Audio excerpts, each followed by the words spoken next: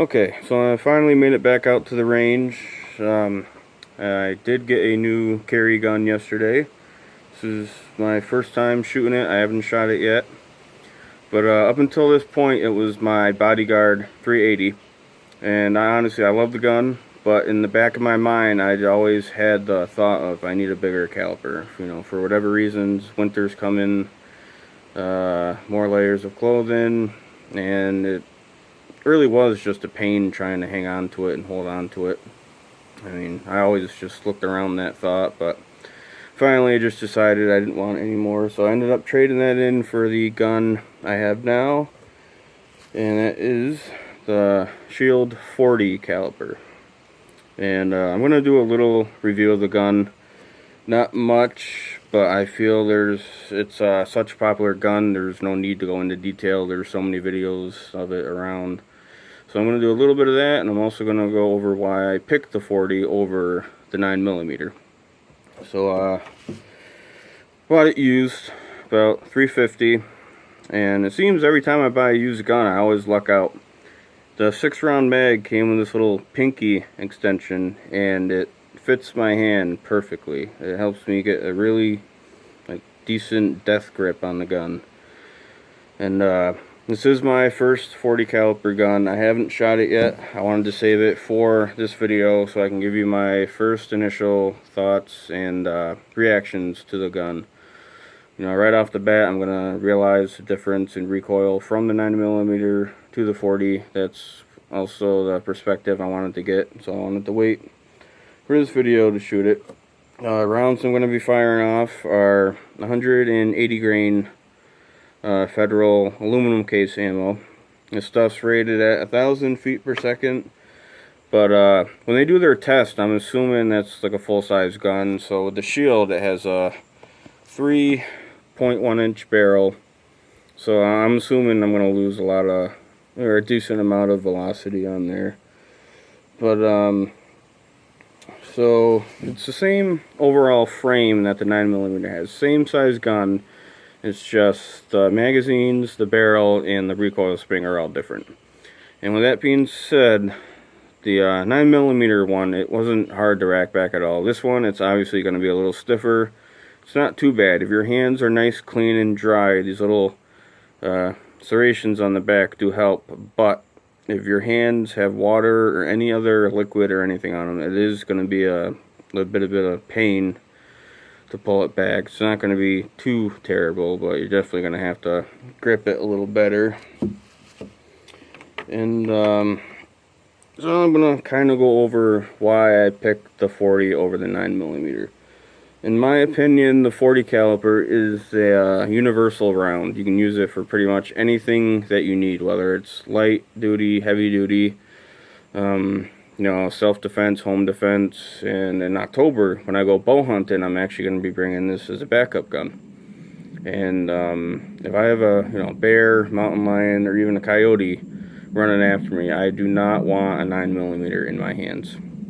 And yeah, the 9mm, it's going to be easier to control. I would probably make a lot more shots, but I'd rather have a bigger caliper that's going to do more damage and just have to work with it a little bit, get used to it, and then be fine with that, than have a caliper where I can hit things all day, but I mean, I'm just going to have to unload and just stop whatever's coming after me. And I'm not knocking the 9mm. It's definitely going to be a lethal round, but in my opinion, I just needed more grunt.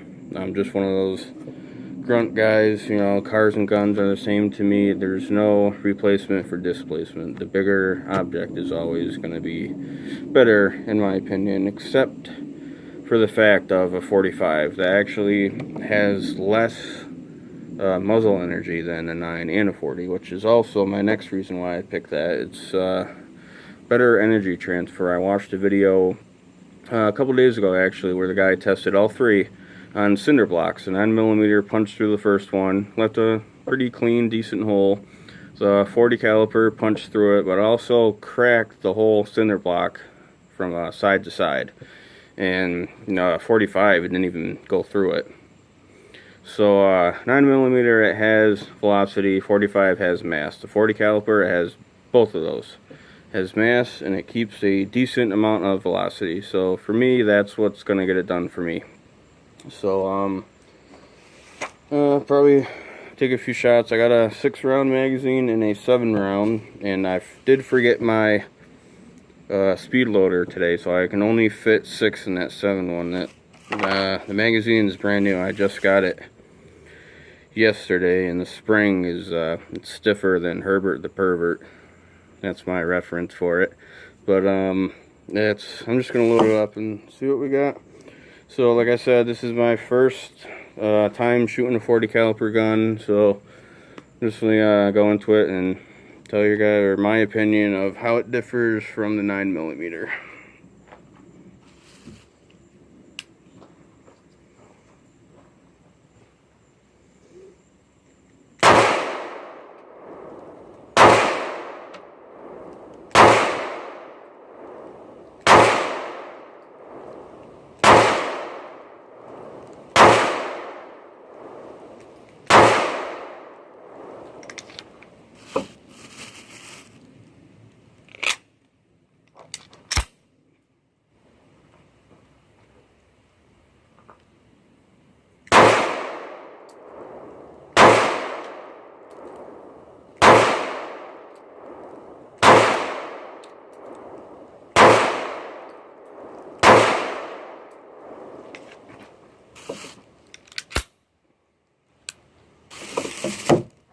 Alright, so honestly, to me it's just the same as the 9mm. There's really no recoil. There might be, but for me, my wrists are so stiff, and it's really just not bothering me at all. But one thing I can say is it seems, I couldn't tell, but it seems there's a pretty good muzzle flash going on, which may or may not work for you or not. Depends if you're shooting at at night time or whatever. But for my carry ammo, I just picked up whatever was cheapest at the time for me, which was a 180 grain hollow point made by Arms Corps. Now I've never used the ammo. I've heard of it. Like every time I go into that same gun store, I've seen it, but I never actually wanted to try it out. But when I bought the gun, I really didn't have too much money left, so I just grabbed whatever was cheapest, and also obviously a hollow point. And I'm gonna load up a few of those just so I can see you how those are when you use the 6-round, because with that little pinky extension on there, it did help a little bit.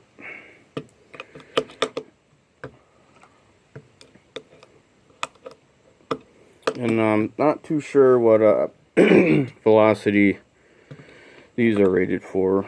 I don't have the box with me at the moment, but I'll just load up 4. And even though I have ear protection on, for overall it doesn't really seem too louder than a 9mm. But yeah, for some people, you know, depending on what your situation is, if you know you're in a self-defense situation, not everyone has the chance and ability to back away from whatever's coming at them. You know, you might be in a confined area, you might be trapped somewheres, and that's also another reason why I picked the 40, because you want to stop whatever's coming after you the furthest possible distance away from you as possible. And for me, just a 9mm just really wasn't going to cut it, especially if I have a 600-pound bear charging me. I do not. I might as well just start shooting at it with a BB gun. And I want to stop that bear as far away from me as possible as I can. I do not want to give that any more room or space to get closer to me. That's one thing that's going to stop the attack or whatever, depending on it. But you know, for the most part, if you fire a shot into the air, the bear might just run off. There haven't really been aggressive bear sightings or attacks or anything around here lately.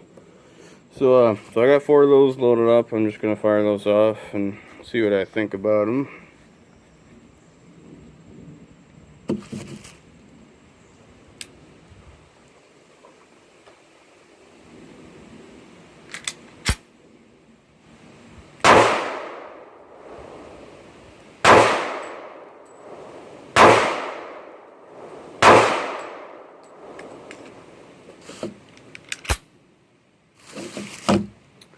So those seem to have had the same amount of recoil as the Federal I just shot, and they obviously didn't have any cycling problems, so I mean, I'm happy with that.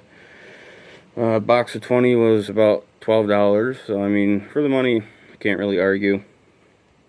And for a overall weight of the gun, it's 19 ounces. I can't really remember what the 9 was, but I mean, you're not gonna have any major difference.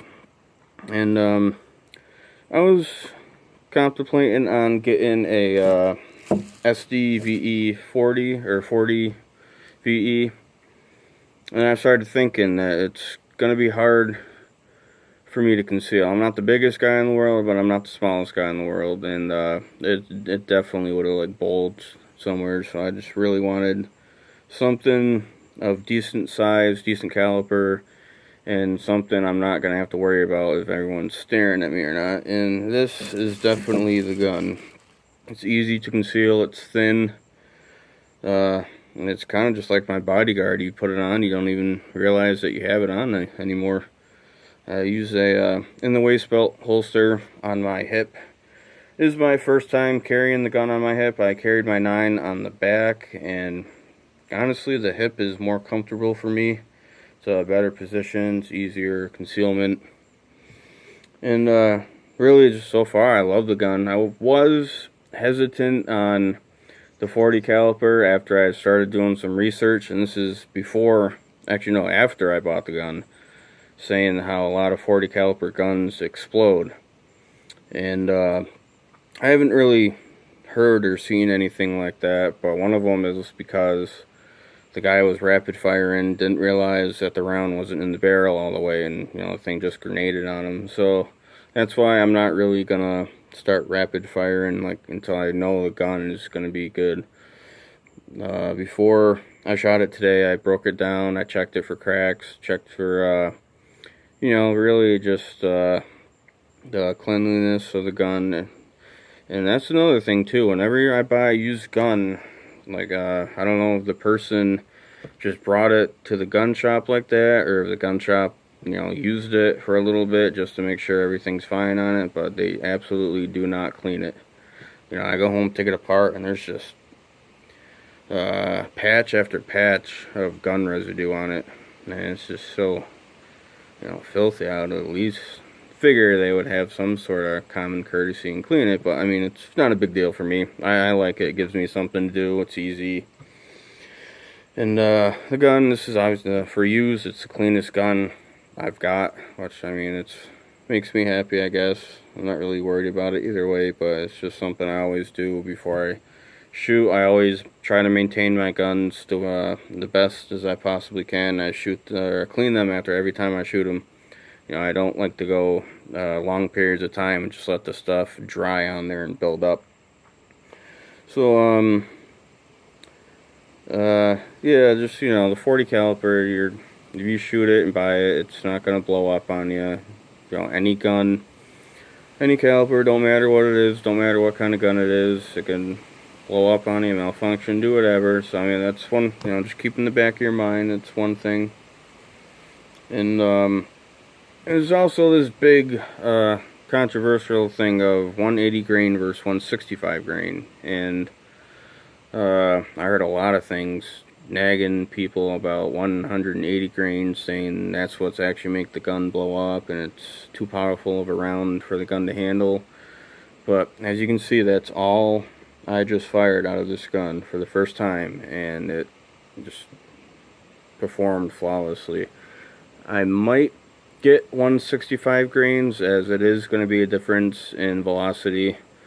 It's still going to maintain a decent amount of size and have more velocity, but now that it's going to be winter, and I know there's going to be you know, people wearing thicker clothes and stuff like that, but I want to keep in mind that I do not want over penetration. That's one thing that will most likely get you sent to jail, is you know, someone's coming after you with a gun, knife, whatever, you shoot them, goes through them, hits someone else.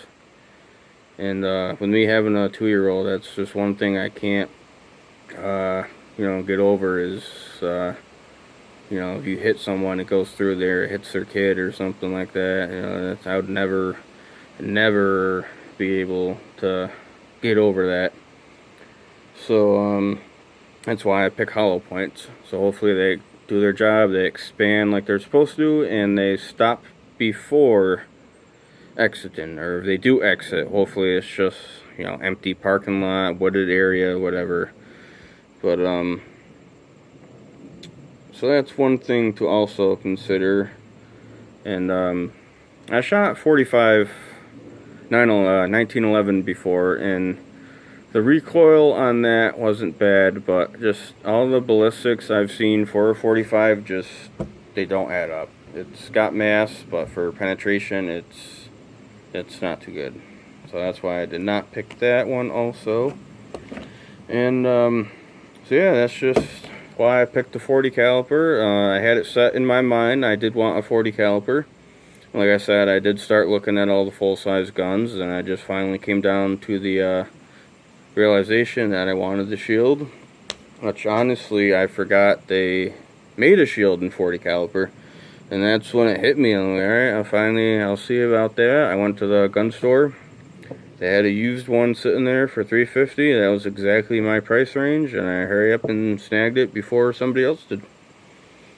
So hopefully if you guys pick a 40 cal over 9mm, it'd kind of be the same basics, but you know, there's just so many things nowadays where people are always, you know, harping on people over for what they choose and whatnot. And either way, you know, whatever works for your situation is fine. This works for mine. It works for my needs, and so that's why I got it.